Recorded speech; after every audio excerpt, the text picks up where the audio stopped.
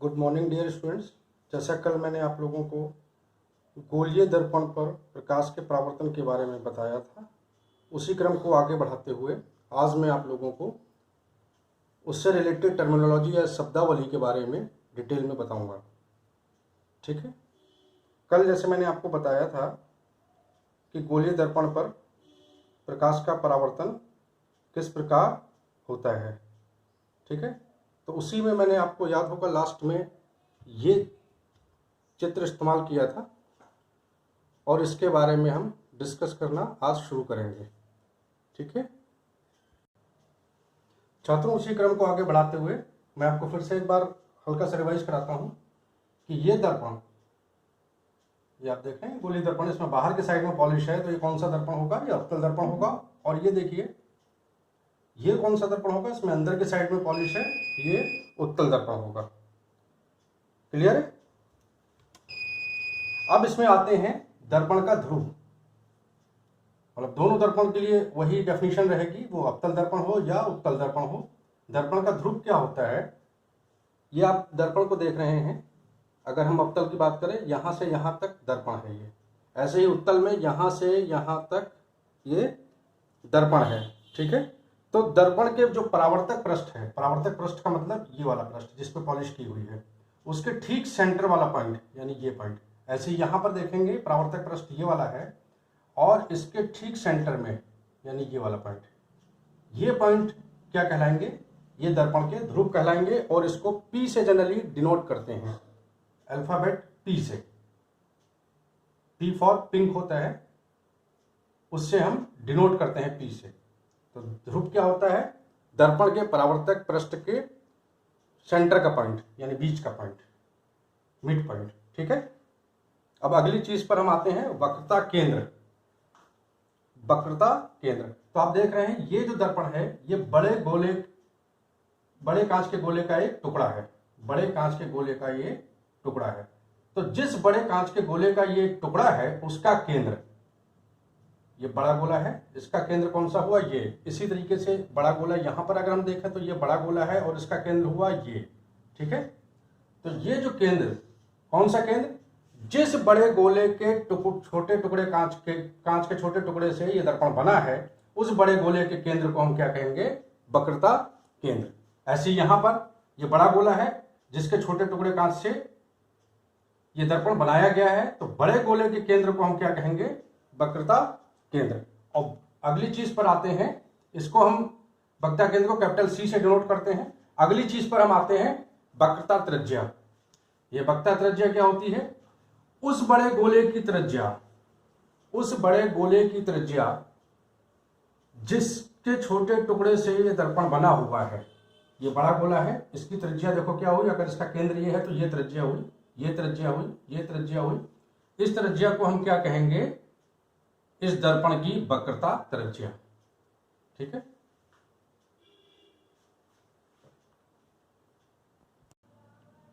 इस दर्पण की वक्रता त्रिज्या यानी उस बड़े गोले की त्रिज्या जिससे ये छोटा दर्पण बना हुआ है को इस दर्पण की वक्रता त्रिज्या कहेंगे। क्लियर है? अगली चीज आती है अभिलंब। तो ये जो गोलीय दर्पण है, तुम लोगों ने मैथमेटिक्स में पढ़ा होगा कि स्पर्श बिंदु पर खींची गई त्रिज्या स्पर्श बिंदु पर अभिलंब होती है। तो इसमें अगर हमें कहीं पर भी अभिलंब इस पूरे दर्पण में खींचना है तो हमें क्या करना होगा? सपोज करो इस बिंदु पर हमें अभिलंब खींचना है, तो उसको हम क्या करेंगे? वहां पर हम वक्रता केंद्र से मिलाती हुई एक रेखा खींच देंगे जो इस बिंदु पर क्या होगी? अभिलंब होगी। गणित की प्रमेय के अनुसार, गणित की प्रमेय क्या है? किसी भी स्पर्श बिंदु पर खींची गई त्रिज्या उस बिंदु पर अभिलंब होती है। तो इसके किसी भी बिंदु पर अगर हमें अभिलंब खींचना है तो वो कैसे खींचेगा? उस बिंदु को हम केंद्र से मिला देंगे। ऐसे यहां पर अगर यहां पर हमें अभिलंब खींचना है तो उसको हम क्या करेंगे? केंद्र से मिला देंगे। तो ये जो त्रिज्या होगी ये इस बिंदु पर अभिलंब होगी। क्लियर है? इसी तरीके से हम आगे आते हैं मुख्य अक्ष। अब ये मुख्य अक्ष क्या होता है? देखो ये ध्रुव है दर्पण का P और ये क्या है, वक्रता केंद्र। ऐसे यहां पर देखो ये ध्रुव है और ये वक्रता केंद्र है। तो ध्रुव को वक्रता केंद्र से मिलाती हुई रेखा, ध्रुव को वक्रता केंद्र से मिलाती हुई रेखा, ऐसे यहां पर देखो ध्रुव को वक्रता केंद्र से मिलाती हुई रेखा मुख्य अक्ष कहलाती है। क्लियर है। अब अगली चीज पर हम आते हैं, दर्पण का द्वारक। इसको एपरेचर ऑफ मिरर भी इंग्लिश में बोलते हैं। तो दर्पण का द्वारक क्या होता है, गौर से देखो यहां पर दर्पण कितना हिस्सा है, ये हिस्सा। ऐसे यहां पर दर्पण कितना हिस्सा है, ये हिस्सा। तो इस दर्पण का जो डायमीटर होगा, दर्पण का डायमीटर यानी दर्पण के दोनों सिरों को, एक सिरा ये है एक सिरा ये है, इसको मिलाती हुई जो रेखा होती है वो दर्पण का डायमीटर कहलाएगा। उसी को हम क्या कहेंगे, दर्पण का द्वारक। दर्पण का द्वारक का मतलब दर्पण के दोनों सिरों को मिलाती हुई रेखा। क्लियर। तो एक बार फिर से हम सारी चीजें रिपीट कर लेते हैं। पहली चीज क्या थी, दर्पण का ध्रुव। दर्पण का ध्रुव क्या था कि जो दर्पण था, दर्पण का जो ये यहां से यहां तक केवल दर्पण है, उसके दर्पण का मध्य बिंदु दर्पण का ध्रुव कहलाता है। इसको इंग्लिश में पोल ऑफ मिरर भी बोलते हैं। क्लियर। दूसरी चीज क्या थी, वक्रता केंद्र। वक्रता केंद्र क्या था, उस बड़े गोले का केंद्र जिससे यह दर्पण बना हुआ है। बड़ा गोला कौन सा है, ये है। ठीक है। इसके केंद्र कौन सा है, ये है, जिसको सी से प्रदर्शित किया गया है। इसको हम क्या कहेंगे, दर्पण का वक्रता केंद्र या सेंटर ऑफ कर्वेचर। इसको इंग्लिश में बोलते हैं सेंटर ऑफ कर्वेचर। इसी वजह से इसको कैपिटल सी से प्रदर्शित भी किया जाता है। अगली चीज क्या थी, radius of curvature. Radius of curvature यानी वक्रता त्रिज्या। ये क्या थी, उस बड़े गोले की त्रिज्या जिससे ये दर्पण मिला है, जिससे मिलकर ये दर्पण बना है, उस बड़े गोले की त्रिज्या जिससे ये दर्पण बना है को इस दर्पण की वक्रता त्रिज्या कहते हैं। जैसे बड़ा गोला ये है, इसकी त्रिज्या क्या हुई, ये। तो इस त्रिज्या को हम क्या कहेंगे, इस दर्पण की वक्रता त्रिज्या। ऐसे यहां पर इसकी त्रिज्या कौन सी हो गई, इसमें से किसी भी बिंदु को सी से मिला दें तो वो क्या हो गई, इसकी त्रिज्या हो गई। उसको हम क्या कहेंगे, दर्पण की वक्रता त्रिज्या। ठीक है। जैसे ये भी त्रिज्या ही है, ये भी त्रिज्या ही है, तो ये क्या कहलाएंगे, वक्रता त्रिज्या। इसको हम रेडियस ऑफ कर्वेचर भी बोलते हैं। अगली चीज क्या थी, नॉर्मल यानी अभिलंब। और उसके लिए मैंने बताया था, गणित की प्रमेय है कि किसी गोले में स्पर्श रेखा पर खींची गई त्रिज्या उस बिंदु पर अभिलंब होती है। तो उसका प्रयोग करते हुए हमें जहां पर भी इसमें अभिलंब खींचना है उसको हमें क्या करना होगा, सी से मिलाना होगा। सी से जब मिलाएंगे तो वो क्या हो जाएगी, वो त्रिज्या हो जाएगी और वो उस बिंदु पर गणित की प्रमेय के हिसाब से अभिलंब हो जाएगी। ठीक है। अगली चीज क्या थी, मुख्य अक्ष। मुख्य अक्ष क्या होता है, दर्पण के ध्रुव को उसके वक्रता केंद्र से मिलाने वाली रेखा, दर्पण के ध्रुव को उसके वक्रता केंद्र से मिलाने वाली रेखा दर्पण का मुख्य अक्ष कहलाता है। जैसे यहां पर देखें तो ये ध्रुव है, ये वक्रता केंद्र, इसको मिलाने वाली रेखा, ये मुख्य अक्ष हो गई। क्लियर। और उसके बाद क्या था, दर्पण का द्वारक। इसको एपरेचर ऑफ मिरर भी बोलते थे। दर्पण का द्वारक क्या था, ये दर्पण है, दर्पण के दोनों सिरों को मिलाने वाली रेखा, दर्पण के दोनों सिरों को मिलाने वाली रेखा। जैसे ये दर्पण है, इसका एक सिरा ये है, एक सिरा ये है, इन दोनों को मिलाने वाली रेखा ये। ठीक। ये क्या कहलाएगी, दर्पण का द्वारक। क्लियर। अब हम अगली चीज पर आते हैं, मुख्य फोकस। मुख्य फोकस क्या होता है, गोलीय दर्पण के लिए, गोलीय दर्पण है, इसके मुख्य अक्ष के समानांतर आने वाली प्रकाश की किरणें। मुख्य अक्ष कौन सा है, ये इसका सी है, सेंटर ऑफ कर्वेचर है, ये पोल है। पी और सी को मिलाने वाली जो रेखा होती है किसी भी दर्पण में, यानी ध्रुव को और सेंटर ऑफ कर्वेचर को यानी वक्रता केंद्र को मिलाने वाली रेखा मुख्य अक्ष कहलाती है। तो इस मुख्य अक्ष के समानांतर आने वाली प्रकाश की किरणें, ये देखो इसमें ये कौन सा दर्पण है, ये अवतल दर्पण है।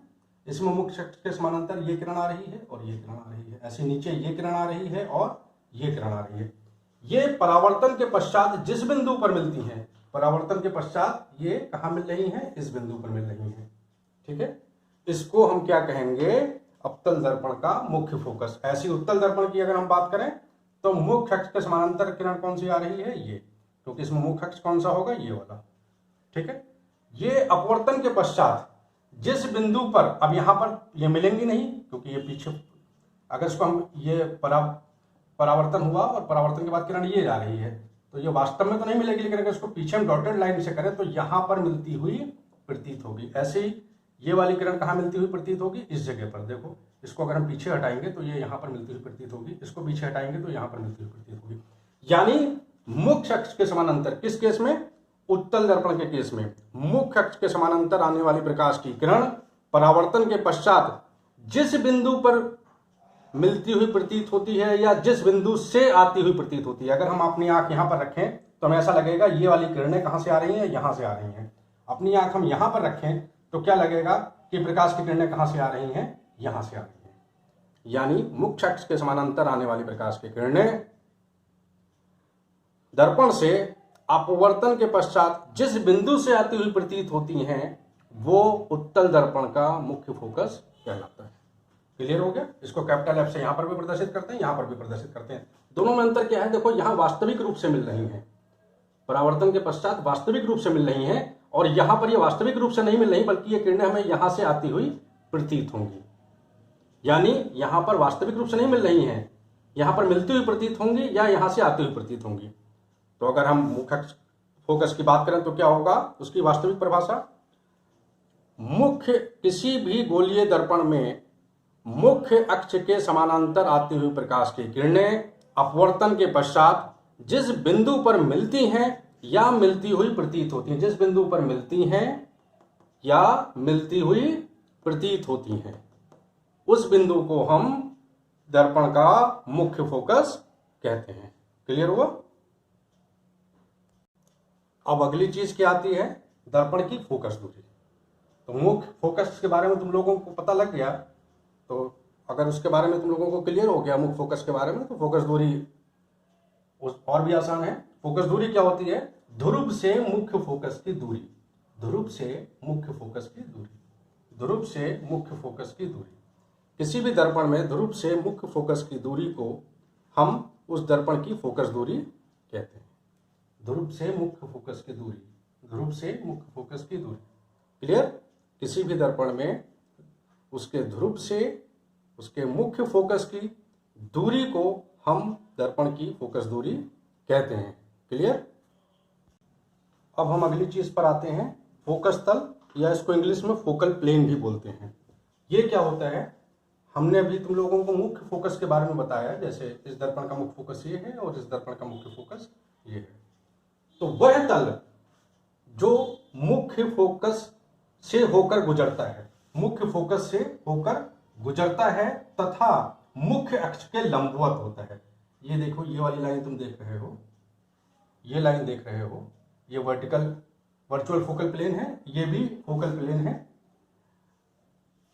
तो उसकी डेफिनेशन क्या हुई, वह तल जो मुख्य फोकस से होकर गुजरता है, मुख्य फोकस से होकर के गुजर रहा है तथा मुख्य अक्ष के लंबवत होता है, को दर्पण का फोकस तल कहते हैं। क्लियर। आज टर्मिनोलॉजी के बारे में सारी चीजें क्लियर हो गई हैं। इस वीडियो को तुम लोग ध्यान से देखना और जिसको जो प्रॉब्लम हो वो मुझसे डिस्कस करें। क्लियर।